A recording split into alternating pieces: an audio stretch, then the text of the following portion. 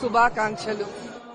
So రాధాకృష్ణులు, బలరామకృష్ణులు వీళ్ళని ప్రార్థిస్తే మన కష్టాలు దూరం అవుతాయి, మన కుటుంబం సంతోషంగా ఉంటుంది. మేము ఇస్కాన్ లో లైఫ్ మెంబరు, సో రెగ్యులర్ గా ఇస్కాన్ కు వెళ్తాం. ఈసారి ఫస్ట్ టైం హైదరాబాద్ లో అబిడ్స్ లో ఉన్న ఇస్కాన్ టెంపుల్ కి రావడం చాలా సంతోషంగా ఉంది.